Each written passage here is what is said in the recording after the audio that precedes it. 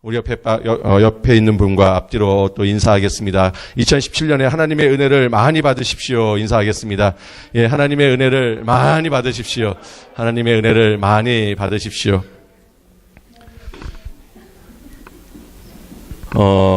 여러분이 혹시 권력을 가진 자 앞에 서신 적이 있으십니까? 적어도 뭐 국무총리까지는 안 가더라도 예, 국회의원들이라든가 여러분 국회의원들이 선거 때만 굽실거리지 정말 그들 앞에 딱 맞서 서면 우리의 마음이 어떻게 됩니까? 여러분 군인대에 있을 때에 사단장 앞에 혹시 이렇게 서진 적이 있으십니까? 그때 남자들 마음이 어떻습니까? 그렇게 권력을 가진 자들 앞에 서면 힘없고 낮은 자들에게 두려움을 주게 되고 두려움을 갖게 되죠. 정말 낮고 연약한 자는 늘 이러한 두려움 가운데에 살아갈 수밖에 없을 것입니다. 이것이 일반적인 현상인데요. 인생을 살다 보면 그런데 어떻습니까? 오히려 낮고 약한 자에게 더 큰 두려움을 느낄 수도 있다라는 거죠. 조선시대의 왕이었던 선조는 조선을 침략한 왜군을 정말 두려워했습니다.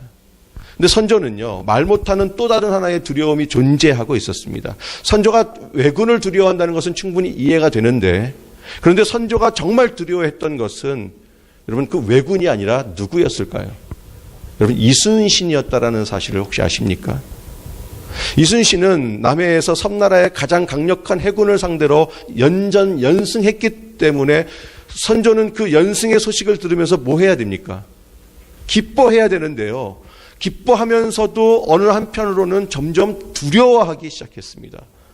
여러분 선조는요, 외적의 침략을 미리 대비하지 못한 무능한 왕이었을 뿐만 아니라 자신 혼자 살고자 북으로 백성을 버리고 계속해서 도망다니는 비난을 받았던 왕이었습니다. 그런데 여러분 이순신은요, 선조의 신하였음에도 불구하고 강력한 섬나라 일본 수군을 도망가지 않고 맞서서 전혀 두려움 없이 연일 격파했습니다. 결국 도요토미 히데요시가 일본 수군에게 무슨 명령까지 내리냐 하면 앞으로 내가 전쟁할 때에 바다에서 누구를 만나면 도망가라고요? 이순신을 만나면 싸우지 말고 피하라는 거예요. 워낙 피해가 심하니까 차라리 도망가는 게 낫다라는 것이죠. 여러분 이러한 상황 속에서 백성들의 마음은 선조보다는 누구를 더 사모하게 되었을까요? 예, 이순신을 더 사모하고 이순신을 더 자랑스러워하고 이순신을 더 믿었다라는 사실입니다. 이러한 상황을 너무나도 잘 파악하고 있었던 선조는 비록 이순신이 신하였음에도 불구하고 왜군에게 도망다니는 자신의 초라한 모습과 왜군과 맞서 당당히 싸우는 이순신의 모습을 왕자에서 자연스럽게 비교하고 있었다라는 것입니다. 자신과 이순신 사이에 정말이지 비교할 수 없는 지엄한 차이가 존재하고 있었다는 것을 깨달았고 선조는 바로 그것을 두려워했습니다. 자신의 훌륭한 신하, 그 이순신 때문에 선조 자신은 백성들에게 버림을 당할 수 있다는 생각을 몰래 하기 시작했습니다. 여러분 그래서 선조는 이순신을 어떻게 합니까? 어떻게 해서든지 처벌하고 심지어는 그를 영원히 제거하고 싶은 유혹을 강하게 느꼈습니다. 그래서 그를 막 고문하기 시작했고요. 그를 감옥에 넣기 시작했고요. 여러분 자신의 신하가 왕보다 더 소신이 있고 더 훌륭하다면 아무리 왕이라 할지라도 신하의 눈치를 보게 돼 있고요. 백성의 눈치를 보게 돼 있고요. 눈치를 보는 임금으로 이 땅을 살아가야만 합니다. 여러분 인생을 살다 보면 나이가 아무리 어리고 직급이 낮아도요, 소신이 있는 자는 무언가 말로 표현할 수 없는 존엄감이 그에게 존재하고 있다는 사실입니다. 여러분 그래서 심지어는 부모도 자식 앞에 어떻습니까? 이 자식이 소신이 있고요, 정확하게 행동을 하고요, 정확하게 또박또박 이야기하면 아무리 자식을 낳아준 부모라 할지라도요, 그 자식 앞에서 어떻습니까? 예, 말도 제대로 못하고요. 그 자식의 눈도 제대로 쳐다보지 못하고요. 예, 또 특별히 우리 이민사회는 어떻습니까? 영어 할 때 이 자식의 눈을 아무리 쳐다못 보죠. 말 한마디 하면 이제 엄마 그거 아닌데 그러면 그때부터 이제 멘붕이 오기 시작하면서 발음이 더 막 꼬이기 시작하고. 여러분 인생은요, 나이와 직급으로 사는 것이 아니라 소신과 올바름으로 살아야 하는 줄로 믿습니다. 우리 옆에 인사하겠습니다. 2017년은 소신과 올바름으로 삽시다. 인사하겠습니다. 2017년은 소신과 올바름으로 삽시다. 소신껏 살자니까 똥꼬집으로 사시는 분들이 있어요. 그거 말고 소신은 하나님 앞에서 옳다고 생각되어지는 것들. 오늘 본문을 보면요, 12장에 사울 왕은 지금 누구를 두려워하고 있다라고 성경은 말씀하고 있습니까? 다윗을 두려워하고 있다라는 거예요. 왕이 어찌 보면 가장 연약하고 가장 낮은 시종을 지금 두려워하고 있다라는 거예요. 절대 권력을 갖고 있었던 사울 왕이 지금 왕궁에서 겨우 수금을 타던 천한 자의 눈치를 보며 두려워하고 있다라고 성경은 말씀하고 있습니다. 여러분, 사실 이것은 이해하기가 쉽지 않습니다. 어떻게 왕이 신하를 두려워하냐고요. 어느 정도로 사울 왕이 다윗을 두려워했냐 하면 다윗을 자기 곁에 두는 것을 매우 두려워해서 오늘 본문을 보니까 어떻게 합니까? 어디로 보내는 거예요? 멀리 전쟁터로 보냅니다. 13절에 보니까요, 사울이 그를 자기 곁에서 떠나게 하는데, 이 떠나게 하는 것도 두려워해가지고 그것도 눈치챌까봐 뭘로 삼습니까? 천부장으로 딱 삼아가지고 딱 이렇게 승진을 시켜가지고 마치 영전을 보내는 것처럼 하지만 결국 뭐예요? 얼로 쫓겨 보내는 겁니까? 전쟁터로 보내는 거예요. 여러분, 그때 사울 왕의 마음 가운데에는 무슨 마음이 있었을까요? 너 거기 가서 뭐 하라고요? 너 가서 죽어버려라. 사울 왕이 너무나도 다윗을 두려워해서 군대로 멀리 보내서 전선을 돌보도록 만들었다는 것입니다. 여러분, 그 당시 다윗은요, 갑자기 혜성처럼 나타나서 큰 명성을 순식간에 얻긴 했지만, 여러분, 다윗에게 무슨 정치적 기반이 있나요? 그를 이렇게 지지하는 사람들이 많았습니까? 그럴 틈이 없었습니다. 그는 그냥 갑자기 어떠한 혜성처럼 나타난 사람이었다는 것입니다. 그래서 전쟁이 끝난 이후에 다윗은 다시 본래의 위치로 돌아가는 겁니다. 뭘로요? 왕을 시중드는 수금을 타는 지극히 작은 신하 중에 한 명으로 돌아가는 것입니다. 그런데 그럼에도 불구하고 사울 왕은 이 다윗을 뭐 했다고요? 두려워했다라고 이야기합니다. 그 두려워한 그 원인을 오늘 성경을 정확하게 그 이유를 기록하고 있습니다. 왜 사울은 다윗을 그렇게 두려워했을까요? 그것이 12절입니다. 우리 같이 읽겠습니다. 12절 시작. 여호와께서 사울을 떠나 다윗과 함께 계심으로 뭐요? 사울이 그를 두려워했다. 정확하게 두 가지를 알고 있었는데 첫 번째는 뭡니까? 여호와께서 자신을 떠났다. 두 번째는요, 여호와께서 다윗과 함께 있다.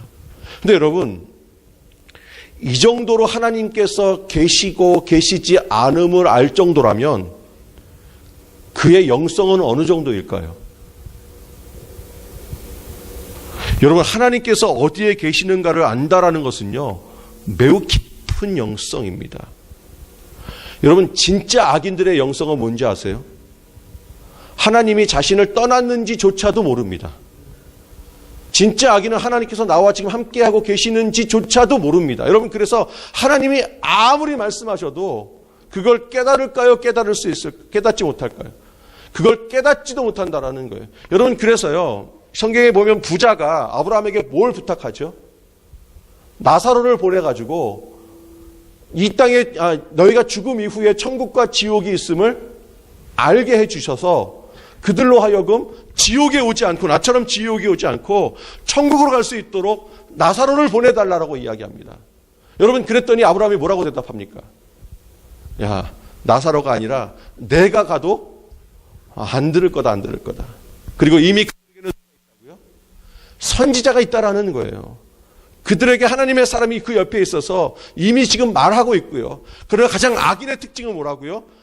하나님께서 어디에 계시는지, 아니 하나님이 자신을 떠났는지조차도 알지 못해서, 정말 악인은요, 하나님께서 이미 떠났음에도 불구하고 하나님께서 지금 누구하고 같이 있다고 주장합니까? 자기하고 같이 있다고 주장합니다. 여러분, 그래서 예레미야를 대적했던 그 선지자 하나에는 뭡니까? 결국 예레미야를 뺨까지 치면서 뭐라고 하죠? 너에게만 하나님이 말씀하시냐? 나에게도 하나님이 말씀하신다. 이 나라는 망하지 않는다고 예언했다가 누가 먼저 죽습니까? 자기가 먼저 죽어버립니다. 여러분, 그런데 그 당시에 사울 왕은요, 매우 영성이 빈약했고 영성이 정말 낮은 상태였습니다. 하나님과 동행하지 않았고 그의 신앙과 거리가 매우 멀었던 왕입니다. 다시 말하면 하나님을 알지 못했던 왕이라는 거예요. 그런데 하나님을 알지 못했던 왕임에도 불구하고 나를 하나님께서 떠나셨고 나를 떠나신 하나님께서 다윗과 함께 있었던 사실을 어떻게 알았을까요?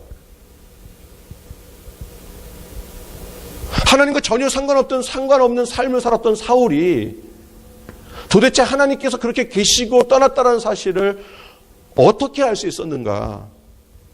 여러분, 이유는 딱 한 가지입니다.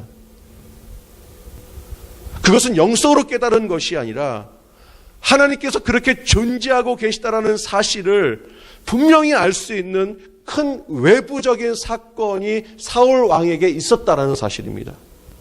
이건 영성으로 깨달아진 것이 아니라 정말 눈에 드러난 어떤 사건을 딱 보는 순간에 이 사건은 하나님께서 함께 하시지 아니하시면 할 수 없다라는 사실을 나도 모르게 깨닫게 된다는 사실입니다. 여러분께서 하나님을 알지도 못하는 사람이요, 예수 믿는 사람들을 바라보면서 가끔 하는 말이 뭡니까? 어떤 집사님이 그걸 이렇게 고백하더라고요. 한국에는 그 아파트 당첨되는 게 인생에서 큰 이슈라는 사실을 혹시 아십니까? 재개발 아파트 당첨되는 거. 근데 이 집사님은요, 정말 꼴찌래요, 꼴찌. 맨 꼴번인데, 그래서 정말 기대도 하지 않았다라는 거예요. 기대도 하지 않았다라는 거예요. 그런데 그 집사님이 당첨이 딱 됐습니다. 그랬더니 회사 가서 내가 당첨됐다고 이야기하니까 정말 믿지 않았던 옆에 있는 그 동료 과장이 뭐라 그랬을까요? 뭐라 그랬을까요? 야, 하나님이 살아계신 한가 보다. 네가 당첨되는 거 보니까. 여러분, 바로 그런 거예요, 그런 거. 하나님에 대해서 하자도 모르는 사람이요. 사울 왕에게 절대로 스스로 깨달을 수 없는 불가능한 것임에도 불구하고, 그러나 이것은 하나님께서 하셨다라고 확실하게 말할 수밖에 없는 어떤 한 가지 사건이 있었다라는 사실입니다. 여러분, 하나님께서 천지를 창조하시고요, 인간을 몇째 날에 창조하셨습니까? 예, 왜 마지막 6일째에 인간을 창조하셨을까요? 왜요? 사람을 위해서. 여러분, 정말 하나님은 사람을 만나고 싶었습니다. 너무 만나고 싶어가지고 첫날에 인간을 딱 창조했으면 그 인간이 어떻게 됐을까요? 예, 흑암과 혼돈과 깊음의 바닷속에 그냥 딱 떼어놨는데 아무것도 없는 거예요. 얼마나 황당했겠습니까? 하나님께서는요, 그 인간이 살 수 있는 모든 환경들을 먼저 다 만들어 놓았습니다. 그리고 인간은 피조물 중에 6일째 만들었습니다. 6일째 만들면서 하나님께서는 그 인간을 앞에 창조한 그 어떠한 것보다도 비교할 수 없는 가장 독특한 존재로 만들어 주셨는데, 그럼 그게 뭘까요? 당신의 영을 불어넣어 주신 겁니다. 그러면 왜 당신의 영을 불어넣어 주셨을까요? 그래서 왜 생명이 되게 하셨을까요? 이유는 한 가지입니다. 하나님과 동행하게 하기 위하여. 여러분, 그래서 짐승은 하나님과 동행하지 않습니다. 여러분, 인간은 처음부터 하나님과 동행하기 위하여 창조되었고 지음받았습니다. 여러분, 그렇게 태초에 창조된 하나님과 동행하는 인간은요, 어떠한 두려움도 없었고요, 어떠한 무서움도 모르는 존재였습니다. 왜냐하면요, 하나님과 동행하는 존재였기 때문에 하나님과 동행하기 위하여 창조된 인간을 그 어느 누구도 두려워할 수 있게 만들 수가 없었습니다. 여러분, 인간은 인생을 살아가면서 그 누군가의 눈치를 볼 필요가 없습니다. 아멘. 남자분들 때 아멘 하셔야 되는데. 눈치를 볼 필요가 없다니까요. 인간은 눈치를 볼 존재로 창조되지 않았다니까요. 눈치 보지 마세요. 그 어느 누구도 두려워하지 않았습니다. 그런데 인간들은요, 하나님과 더 이상 동행하고 싶지 않았습니다.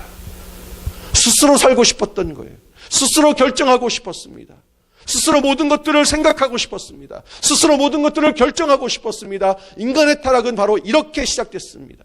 하나님과 동행하는 것을 진정한 존귀와 자유가 아니라 오히려 속박이라고 생각하고 답답함이라고 생각하고 오해하면서 타락하기 시작했습니다.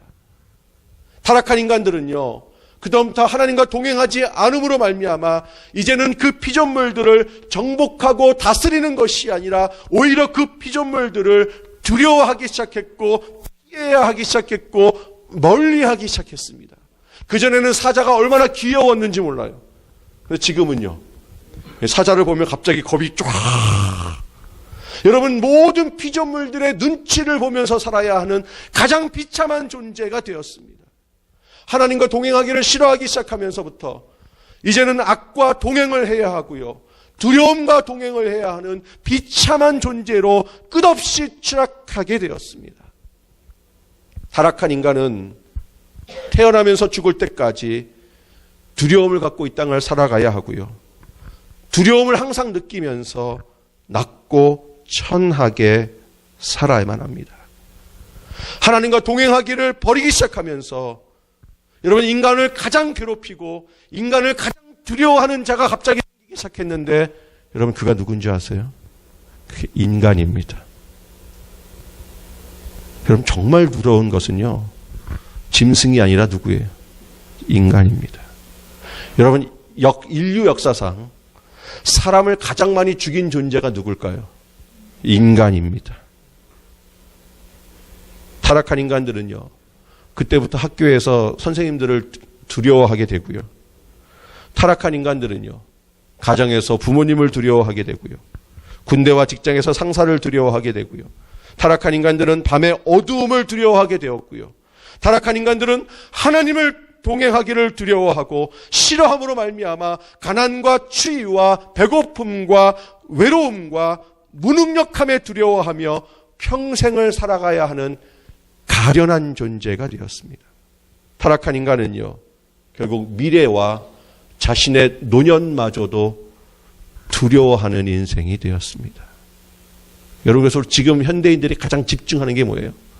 은퇴 후에 내가 어떻게 될까? 은퇴 후에 내가 어떻게 살아갈까? 여러분, 사울은 다윗이 체격과 체력이 일반적인 수준이고요, 보통 사람과 다르지 않고 특별한 뛰어난 체력과 체격이 아님에도 불구하고 골리앗과의 대결에서 순식간에 이길 뿐만 아니라 강력한 블레셋 군대를 용감하게 몰아내는 다윗을 주목하기 시작했습니다. 여러분, 사실 사울은요, 그 당시에 이스라엘 모든 백성들보다 얼마나 자신이 컸다라고 성경은 이야기합니까? 왕으로 뽑힐 때에 그가 어떻게 했다고요? 다른 모든 이스라엘 백성들보다 그의 키가 머리 하나는 더 컸대요. 그러니까 적어도 한 190 정도는 된 것 같습니다. 그리고 여러분, 사울은요, 그냥 키만 큰 사람이 아니라 정말 장수였습니다. 수많은 전쟁을 통해서 그가 얼마만큼 위대한 장수였냐 하면 이스라엘 백성들 가운데에 창을 가장 잘 던지는 장수가 사울이었습니다. 얼마나 세게 던지는지요, 관역도 정확하게 맞출 수 있고요, 좁은 거리에서는요 백발백중이었습니다. 근데 여러분, 어떻습니까? 다윗이 다른 것에 집중하고 있음에도 불구하고 그 바로 앞에 있는 다윗을 맞추지 못했다는 것은 이게 납득이 안 되는 거예요. 그래서 사울은요, 다윗을 바라보면서 뭔가 있다라는 생각을 하지 않을 수가 없었습니다. 여러분의 인생 속에서 그런 것들을 혹시 경험해 본 적 없습니까? 아니면 혹시 내가 그런 대상자가 되지 않겠습니까? 인생의 수많은 사람들이요, 내 앞에 아무리 함정을 파놔도요, 어때요? 그 함정이 빠져지지가 않는 거예요. 그래서 그 함정을 파놓은 사람이 어떻습니까? 이게 함정이 고장났나 하다가 자기가 그 함정에 빠지고, 그러면서 고장난 거 아닌데? 그러한 일들이 계속적으로 일어나면서 이 사울은 다윗이 도대체 뭐냐라는 생각을 감출 수가 없었습니다. 여러분, 그래서요, 하나님을 제대로 깨달을 수 없고 하나님과 가까이 나아가지 않았던 그 사울은 다윗과 하나님께서 함께 있다라는 사실을 깨달을 수밖에 없다라는 것입니다. 비록 하나님을 모르는 자임에도 불구하고요, 지금 누군가가 다윗과 함께 동행하지 아니하면 일어날 수 없는 일들이 일어나고 있다라는 그 사실을 직감적으로 그냥 깨달을 수밖에 없었다라는 거예요. 사울 왕은 지금 이걸 두려워하고 있는 것입니다. 사울 왕이 두려워하는 것은 정말 다윗에게 나타나는 외형적인 일들이었습니다. 정말 눈에 보이는 그 일들. 여러분, 그래서 사울 왕은 영적이지 않은 자이며 하나님과 동행하지 않는 자임에도 불구하고 사울 왕에게 이미 하나님이 떠났기 때문에 다윗을 죽일 수도 있는 상황에서 다윗을 죽일 수가 없었던 것이었습니다. 그래서 고백한 거예요. 하나님이 자신을 떠나고 누구와 함께 있다고요? 다윗과 함께 있다. 여러분, 예수님께서 이 땅에 사역하실 때 수많은 종교 지도자들과 많은 백성들이 예수님을 잡으려고 수많은 시험과 함정을 파놓았습니다. 근데 예수님께서는요, 그것을 두려워했나요? 여러분, 가장 원조당당은 예수님이십니다. 예수님은 단 한 번도 두려워하신 적이 없고요. 예수님은 단 한 번도 그것 때문에 무서워하신 적이 없으십니다. 심지어는요, 겟세마네 동산에서 예수님을 잡기 위하여 수많은 유대인들이 누구를 데리고 갑니까? 성전의 병력과 성전의 종들과 로마 군인들을 동원해서 손에 뭘 들고요? 검과 칼과 몽치를 들고 찾아왔습니다. 여러분, 그 많은 병력들이 왜 유대 종교 지도자들은 그들을 다 동원해서 칼과 몽치를 들고 예수님을 잡으러 왔을까요? 왜요? 여러분, 예수님 한 사람 잡으려면 그냥 몇 명이면 필요합니까? 아무리 많아도 그냥 두세 사람이면 됩니다. 무슨 예수님이 뭐 우리 최성수 집사님처럼 근육이 이렇게 막 이런 사람은 아니거든요. 예수님 정말 삐쩍 마르시고요, 정말 힘이 없는 그러한 분이셨습니다. 정말 그런 분이셨습니다. 근데 왜 칼과 몽치를 갖고 왔냐고요? 왜 병력을 데리고 왔냐고요? 여러분, 그 이유는 한 가지입니다. 예수님을 두려워한 겁니다. 왜 많은 사람들이 밤에 몰래 찾아와서 예수님을 잡으려 한 것입니까? 예수님을 두려워했기 때문입니다. 예수님을 따르는 많은 백성들이 두려워서 밤에 많은 병력을 데리고 순식간에 몰래 잡으려고 찾아왔습니다. 그러나 예수님은요, 그 병력 앞에서 의연했습니다. 그럼 물어보죠. 너희가 누구를 잡으러 왔느냐? 그랬더니 예수를 잡으러 왔다라는 거예요. 그랬더니 예수님이 어떻게 하십니까? 내가 예수다. 내가 예수다. 아니, 자기가 자기를 가르쳐줘요. 내가 예수라고. 그리고 나를 잡아가래요. 그러면서 누구까지 보호하십니까? 나를 잡아가는 대신에 내 제자들은 놓아주어라. 얼마나 당당한지요. 예수님에게는 그 누구도 침범할 수 없는 권세와 능력이 있었습니다. 왜요? 이유는 한 가지입니다. 예수님은 항상 하나님과 함께 하셨습니다. 인간은 타락한 이후에 하나님의 영이 타락하고 죄 많은 인간들을 떠나게 되는데요, 여러분, 하나님의 영이 인간을 떠나는 가장 큰 사건이 뭡니까? 완전히 인간을 떠나게 된 사건. 선악과요?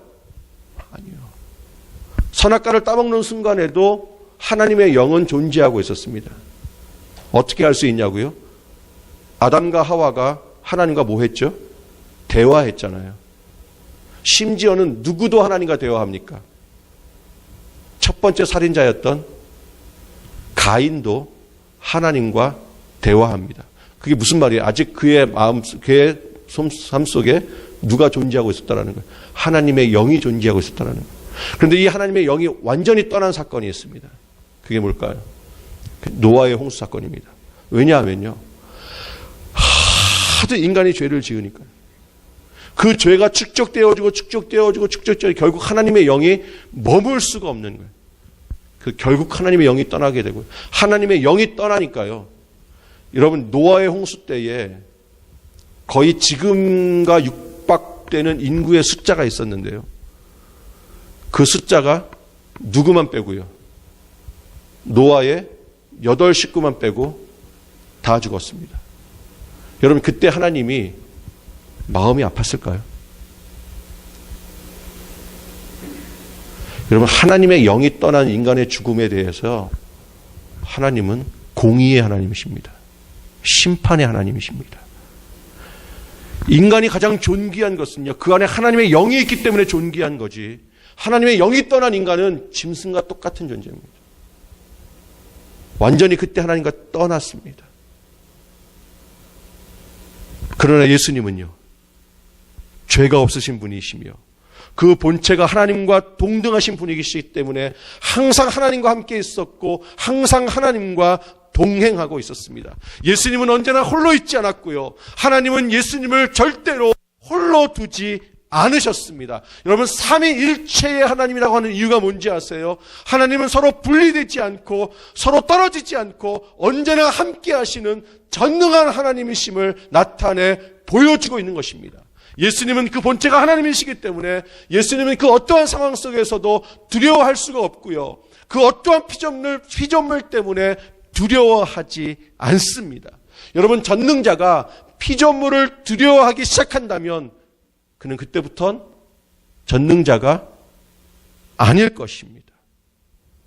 여러분, 예수님은 이 땅에서 사역하실 때에 그의 신성은 두려움 때문에 어떠한 일을 하지 못한다거나 어떠한 일을 실패한 적이 단 한 번도 없습니다.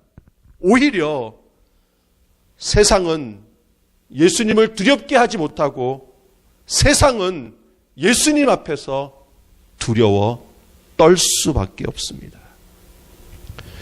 예수님은 이 땅에서 사역하면서 하나님과 동행하였기 때문에 하나님을 깊이 알았고 하나님에 대해서 너무나도 자세히 알고 있었습니다. 여러분, 그래서 예수님의 마음이 뭘까요? 우리에게 누구를 가르쳐주고 싶었을까요? 하나님을 가르치고 싶었습니다.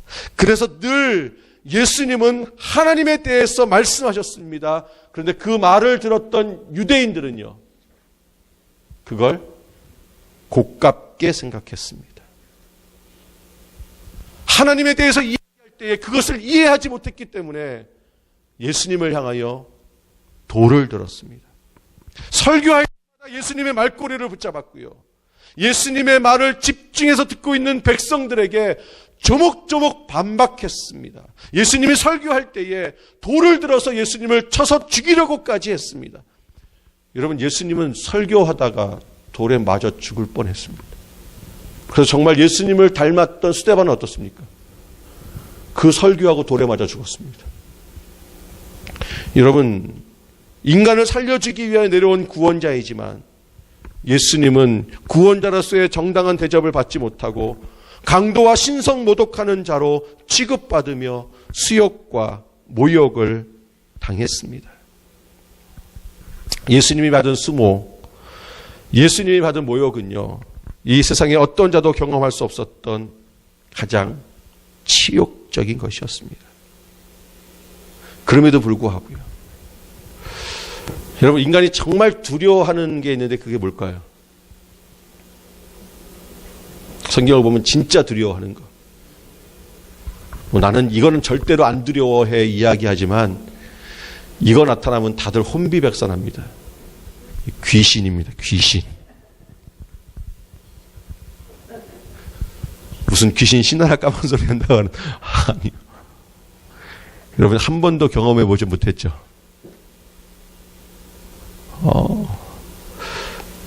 제가 한 번 딱 경험해 본 적이 있는데 죽는 줄 알았습니다. 그때 진짜 숨이 막혀서요, 말이 안 나올 정도. 말을 하려고 하는데 정말 이 목을 이렇게 누르는, 그러니까 혀가 이렇게 안으로 말려 들어가 가지고 혀가 안 움직이더라고요. 그때 정말 죽는 줄 알았습니다. 거기에서 딱 풀려나는 순간은요, 내가 말하지 않았는데, 그러니까 말할 수가 없죠, 이게. 근데 내가 내 귀로는 들리는 거예요. 내가 말하는 소리가. 그게 딱 예수였습니다. 예수 딱 그 단어가 딱 고백되어질 때에 이렇게 혀가 안으로 이렇게 말려있던 혀가 쫙 풀리면서 바로 그냥 잠들었습니다. 다시는 경험해보고 싶지 않은 귀신의 존재. 여러분, 예수님께서 이 땅에 하나님과 동행하면서 하나님이 갖고 계신 권세와 능력을 누가 갖고 있었을까요? 예수님.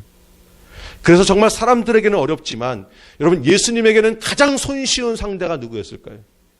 귀신입니다. 귀신. 아무리 강한 귀신이라도 쉽게 쫓아낼 수 있는데요. 여러분, 예수님은 귀신 쫓아낼 때 쩔쩔맸을까요? 쉽게 했을까요? 제일 쉬운 게 귀신 쫓아내는 겁니다. 예전이나 지금이나 인간에게 있어서는 가장 두려운 존재가 귀신입니다. 왜냐하면 그 힘과 능력이 매우 크기 때문에 그렇습니다. 귀신에 걸린 자는요, 무서운 힘을 갖고 있으며 밤낮 소리 지르는 무서운 행위를 서슴지 않습니다. 여러분, 밤에 괜히 애들이 소리치고 돌아다니면 조심해서 봐야 됩니다. 피곤하지도 않아, 걔네들은. 여러분, 예수님은요, 그 귀신 들린 자를 단번에 제압해버립니다. 여러분, 예수님이 이 땅에 계실 때 무슨 지체 높은 자의 옷을 입었나요? 여러분, 예수님은 시종을 거늘고 다니셨나요? 그냥 수수한 옷차림과 평범한 모습으로 귀신에게 뭐라고 하는 거예요? 너 나가. 그러면 그냥 끝나는 거예요. 정말 실제로 부딪히고 어려워하는 모든 문제들을 해결해 나아가시면서 귀신을 쫓아내시고 그들의 병을 고쳐주셨습니다. 그러면서 백성들과 함께 동행하여 주십니다. 여러분, 동행이라고 할 때의 동행이라는 단어는 무슨 의미를 갖고 있을까요? 예, 같이 가는 거죠. 그런데 억지로 같이 가는 게 동행인가요? 그건 동행 아닙니다. 북한의 김정은은 북한의 주민들을 어떻게 합니까?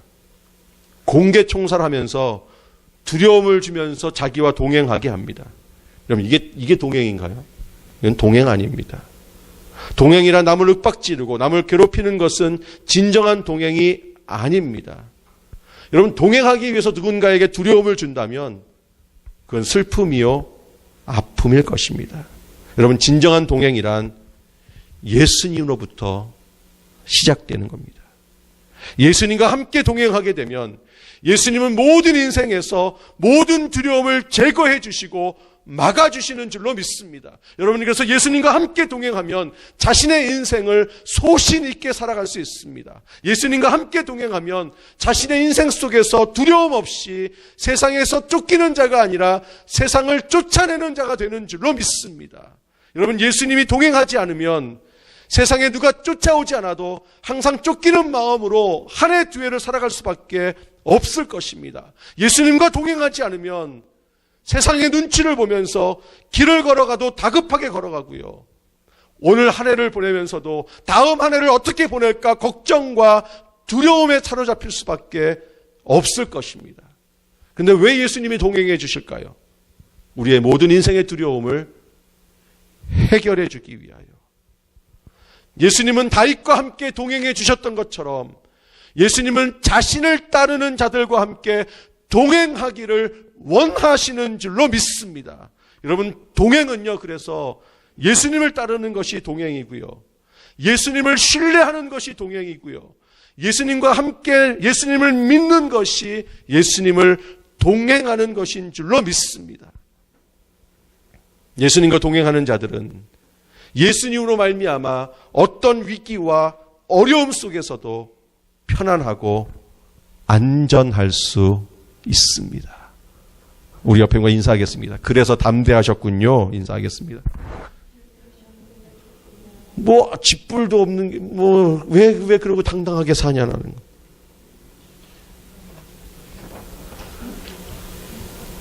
여러분, 두려움을 많이 느끼는 자들은요, 그 두려움이 커질수록 소신 있게 인생을 살지 못하고요, 주변 사람들의 눈치를 보면서 비굴하게 살아갑니다. 그러나 예수님과 함께 동행하는 자들은 그 두려움을 알지도 못하고 두려움이 인생에 들어와도 그것을 해결해 주시는 예수님으로 말미암아 소신 있게 당당하게 살아가는 자인 줄로 믿습니다. 왜요? 여러분, 하나님 아버지는요, 처음에 인간을 창조할 때에 어떻게 창조했다고요? 인간에게 두려움을 줄 수 있는 모든 환경들을 제거해 주셨습니다. 그러나 인간이 하나님을 떠나고요, 하나님과 동행하기를 싫어하면서부터 죄악에 빠지는 그 순간 두려움을 갖기 시작했고 비참하게 쫓겨다니며 눈치를 보기 시작합니다. 그래서 죽음에 대한 두려움, 지옥에 들어가야 할 그 두려움의 운명 가운데에 빠지게 되었습니다. 그것을 보는 하나님께서는요, 그 인간이 두려움의 실체에서 벗어날 수 있도록 이 땅에 누굴 보내주셨을까요? 예수님을 보내주셔서 그 모든 인간의 두려움을 해결하여 주시는 줄로 믿습니다. 여러분, 다윗은 사울 왕의 신하로서요, 여러분 정말 사실은 두려워해야 할 사람이 누구였을까요? 사울이었을까요? 다윗이었을까요? 여러분, 권력자의 핍박을 한번 받아보신 적 있으세요? 권력자의 핍박? 저는 전도사로 있을 때 제일 무서워한 자가 누구였을까요? 예, 담임 목사님이셨습니다. 그리고 그 부목사님들. 누워서 침 뱉기 하는 건데, 그 목회자 세계에서도요, 그 핍박과 그게 있을까요? 없을까요? 예. 그럼 한번 꽂히면요, 그게 얼마나, 정말요, 내가 교회를 가야 되나 말아야 되나. 그럼 여러분, 누가 지금 권력을 갖고 있습니까? 사울 왕이 갖고 있고요. 다윗은요, 수금 타는 신하였습니다. 여러분, 그러면 누가 누구를 두려워해야 합니까? 여러분, 사실 이런 상황은요, 다윗이 엄청난 두려움을 느끼며 하루하루 그 두려움 가운데에 살아야만 합니다. 왜냐하면요, 여러분, 사울이 또 부를 거 아니에요. 뭐 하라고? 수금 타라고. 그럼 여러분, 수금 타러 가고 싶겠냐고요, 지금. 왜요? 내가 수금 타기만 하면 사울이 뭐 할 텐데? 창 던질 텐데. 여러분, 그런데 다윗은 그렇게 살지 않았다고요. 왜요? 다윗은 하나님께서 나와 함께 동행하여 주신다라는 사실을 분명히 알고 있었기 때문에 오히려 담대함을 가지고 소신껏 인생을 살게 되고요. 사울은 다윗을 보면서 오히려 자신이 더 눈치를 보고요, 자기가 더 두려움을 갖게 되고요, 자기가 더 다윗을 쳐다볼 때에 제대로 똑똑하게 쳐다보지도 못했다라는 것입니다. 사울은 하나님을 버리고 하나님과 동행하지 않음으로 말미암아 자신보다 낮고 천한 신하의 눈치를 보면서 비참한 인생을 살아야만 했습니다. 아무리 남편이고요, 아무리 아버지라 할지라도 하나님을 버리고 하나님과 동행하지 아니하면 눈치 볼 수밖에 없습니다.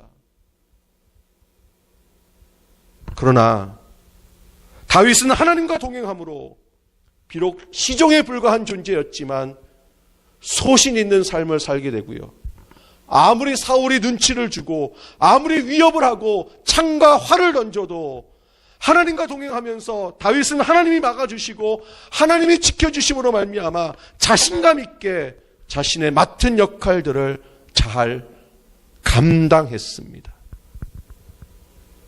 여러분, 그래서 예수님과 함께 동행하는 자는요, 실수해도요, 당당합니다.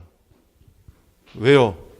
전화위복의 하나님께서 고쳐주시고 바꿔주시고 인도하여 주실 줄로 믿습니다. 그래서 주님만 바라보는 거예요. 여러분, 왕이라도요, 누군가의 눈치를 보면 가련한 인생이 되고요, 아무리 신하라 할지라도 소신껏 인생을 살게 되면 대단한 삶을 살게 되는 줄로 믿습니다. 여러분, 사울 왕이요, 다윗이 너무나도 두려워가지고 다윗을 어디로 보낸다고요? 지금 최전방으로 보내는 거예요. 여러분, 그렇게 최전방으로 가면 여러분, 짐 싸서 이사 갈 때 다윗은 어떻게 가야 할까요? 대부분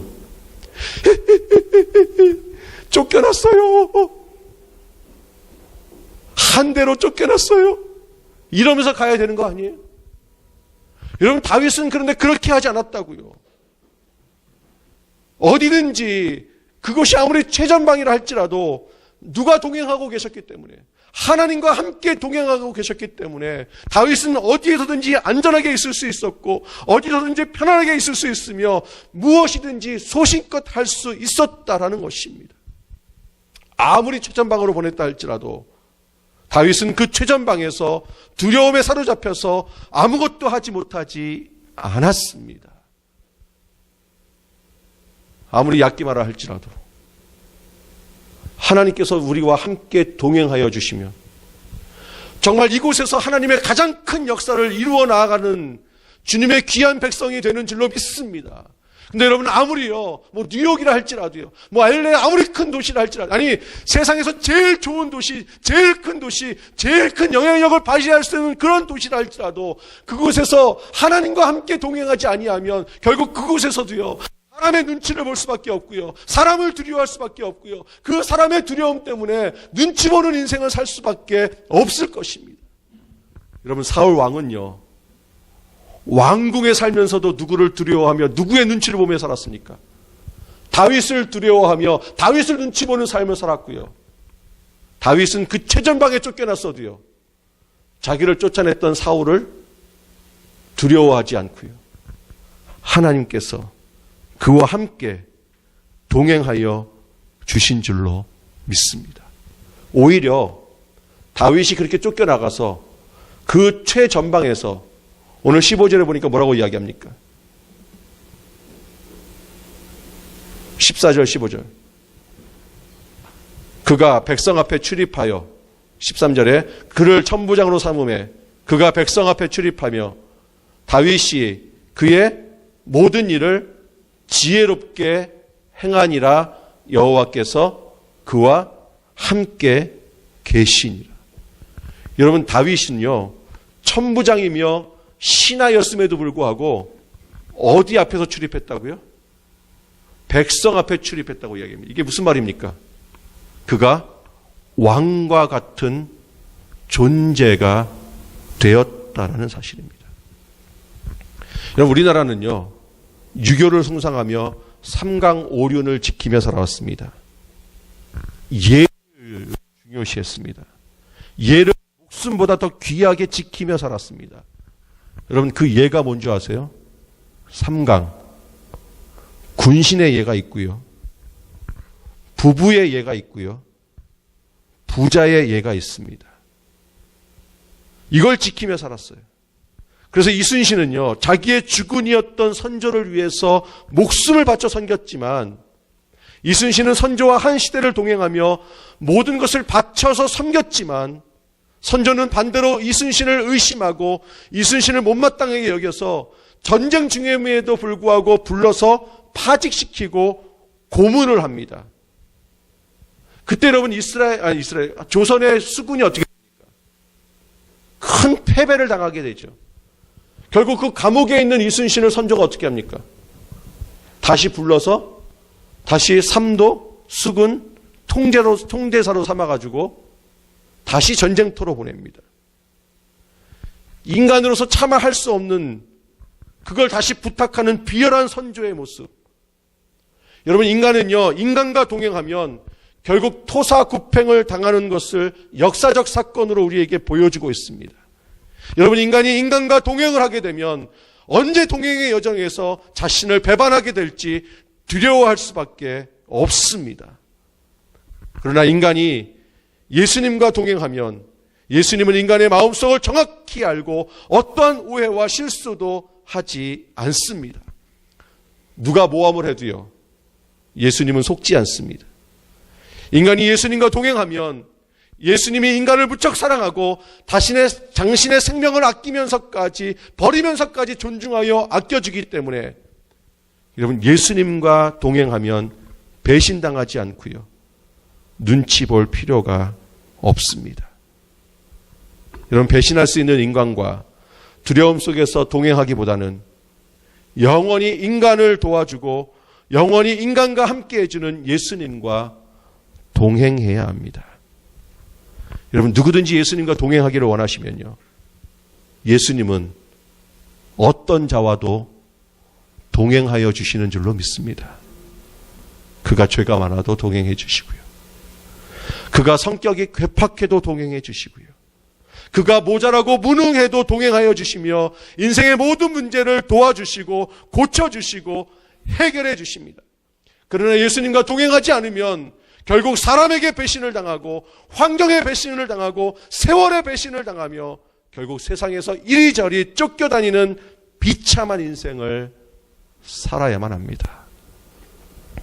여러분, 성도는 자신 스스로 인생을 담대하게 살아가는 자가 아닙니다. 성도란 예수님과 함께 동행하면서 세상을 담대하고 세상을 소신껏 살아가는 자가 바로 예수님과 동행하는 성도입니다. 여러분, 성도도요, 가끔씩 예수님과 동행하기보다는 세상과 동행할 때가 있습니까? 없습니까? 있습니다. 쾌락과 세상이 주는 유혹을 마음껏 즐기기를 원하고요, 그래서 가끔씩 성도라 할지라도 예수님과 동행하기보다는 세상과 동행하며 세상의 유혹에 슬쩍 넘어가고 싶고 세상의 방식대로 자기를 위하여 마음껏 살고 싶은 충동을 수시로 느끼며 이 땅을 살아갑니다. 성도가 예수님과 동행하지 않고 예수님이 귀찮고 예수님이 짜증나고 예수님이 쓸증나면 결국 인생에서 아무도 쫓아오지 않아도 불안하게 쫓겨다니는 가련한 인생을 살 수밖에 없는 성도가 될 수밖에 없을 것입니다. 여러분, 사울 왕도요, 때때로 주님께 제사를 드렸을까요? 안 드렸을까요? 여러분, 사울 왕이 안식일이 되면 예배를 드렸을까요? 안 드렸을까요? 드렸다니까요. 그런데 하나님과 동행하지 않음으로 결국은 스스로 자살할 수밖에 없는 가장 불쌍한 왕이 됩니다. 여러분, 예배 드린다고 해서 성도가 예수님과 동행하는 것 아닙니다. 헌금한다고 해서 예수님과 동행하는 것 아닙니다. 진정으로 진실된 마음으로 성도가 예수님과 동행하게 되면 예수님은 그 성도를 모든 위기가 온다 할지라도 예수님이 해결해 주시고 모든 위기와 두려움으로부터 구원해 주시고 날마다 해결해 주시는 줄로 믿습니다. 여러분, 성도가 아무리 자칭 성도라 할지라도요, 예수님과 동행하지 않고 자신 스스로의 인생을 자기가 스스로 결정하고 자신이 스스로 판단한다면 실패하고 두려움이 가득한 인생이 될 수밖에 없을 것입니다. 그러나 예수님과 동행한다면 예수님이 모든 문제를 해결해 주실 것입니다. 여러분, 성도는요, 예수님과 동행하는 자입니다. 여러분, 우리가 예수님과 이렇게 동행하면요,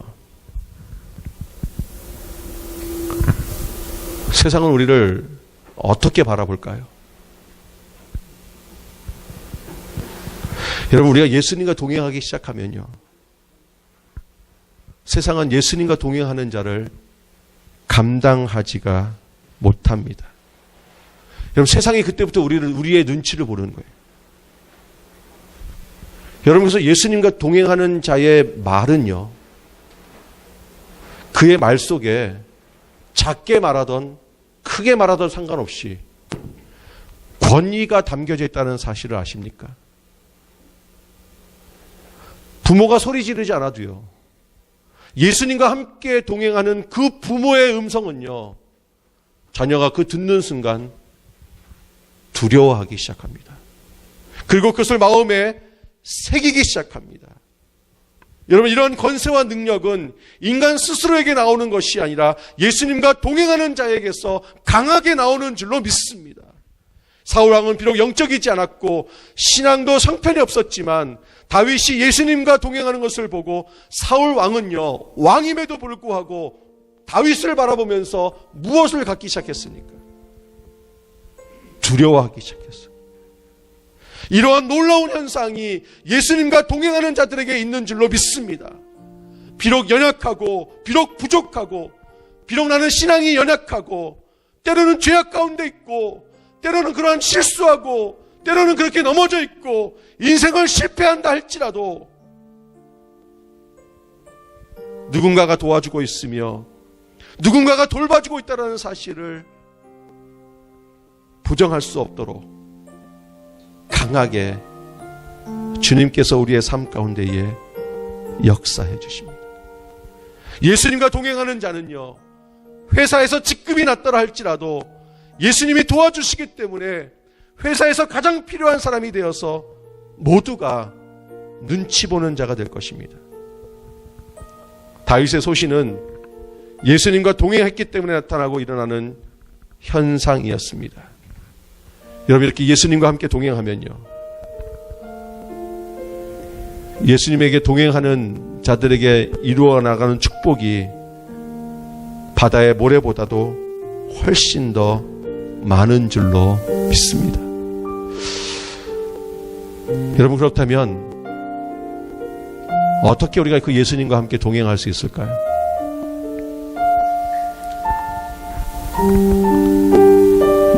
여러분, 정말 예수님과 동행하지 못하면 인생에서 여전히 눈치를 보면서 두려움 속에서 살아가야 되는데요. 여러분, 우리가 어떻게 예수님과 함께 동행한다고 이야기할 수 있을까요? 여러분, 어떻게 하는 것이 예수님과 동행하는 것입니까? 여러분, 주보 속에 오늘 뭔가가 한 개 이렇게 탁 꽂혀져 있죠. 그걸 이렇게 한번 펴보십시오. 이게 뭐죠? 맨 앞에 하나님과 나만의 약속. 거기에 2017년 1월 1일 그 다음에 서약자 이름이 있습니다. 그럼 볼펜을 꺼내시고요, 거기에 자기의 이름을 쓰시고 올 2017년 한 해는 이렇게 살겠습니다. 그럼 거기에 보면요, 예배 생활 이렇게 해서 1년 52주가 있을 겁니다. 기도 생활 해서 1년 365일이 있을 것입니다. 말씀 생활 이렇게 해서 1년 성경의 모든 장수가 기록되어져 있을 것입니다. 전도 생활 이렇게 해서 칸이 좀 있을 겁니다. 거기에 내가 전도해야 할 사람의 이름을 적으시고 내가 그 사람을 위해서 몇 번 기도했는지, 몇 번 찾아갔는지, 몇 번 관심을 비춰줬는지, 몇 번 그에게 복음을 증거했는지, 또 마지막, 그럼 그 모든 삶 속에서 뭐라고 있습니까? 나는 예배자의 삶을 살겠습니다. 감사하며 살겠습니다. 일주일에 한 번 평일에 교회에 와서 헌신하며 살겠습니다. 그리고 또 뭐가 있습니까? 이제 예배가 이 설교가 끝나면요, 성찬을 하고 이제 각 여러분들에게 올해는요 이렇게 책꽂이를 만들었습니다. 한국에 참 이런 사이트들이 많더라고요. 그래서 여러분들에게 맞는 성경 구절을 정해서 그 회사에다 보냈더니 이렇게 인쇄를 해가지고요, 우리 사랑의 교회 이니셜까지 해가지고 이제 이 말씀을 거기다 적고 올 1년 한 해 동안 내 삶 가운데에 어떻게 주님이 나와 함께 동행하시는지를 여러분 성경책에 써놓고요, 늘 그걸 바라보는 거예요. 내가 이렇게 주님과 함께 동행했습니다. 내가 이렇게 했습니다. 여러분, 이렇게 우리가 예수님과 함께 동행하면 예수님은 당신의 권세와 능력으로 우리를 담대하게 살아갈 수 있도록 인도하여 주실 것이고요, 우리가 예수님과 함께 동행하지 않으면 자신의 힘으로 힘겹게 살아가야 할 것입니다. 여러분, 내 스스로 주님과 함께 동행하지 않으면요, 애들이 왜 이렇게 말을 안 듣는지, 왜 이렇게 직장이 속을 썩이는지. 여러분, 예수님과 함께 동행하면요, 애들이 말 잘 듣는다고요? 아니요. 똑같이 안 듣습니다. 똑같이 안 들어도요, 염려가 안 돼. 왜요? 주님이 그럼에도 불구하고 지켜주실 것이니까. 2017년 이렇게 주님과 함께 동행하는 사랑에게 속한 모성도들 되시기를 주님의 이름으로 축복합니다. 이 시간에 함께 같이 회개의 기도를 좀 드렸으면 좋겠습니다. 여러분, 2016년을 주님과 함께 동행하며 살았습니까? 내 고집과 내 자아와 내 마음대로 삶을 살았던 나의 죄의 모습을 하나님 용서하여 주시옵소서. 주님과 함께 동행하지 않음으로 말미암아 때로는 그 사람을 핍박하고, 아니 그 사람에게 두려워했던, 시기했던 나의 마음을 하나님 이 시간 용서하여 주시옵소서. 이 시간 우리가 회개할 때에 주님께서 우리의 마음을 주장하여 주실 줄로 믿습니다. 기도하겠습니다.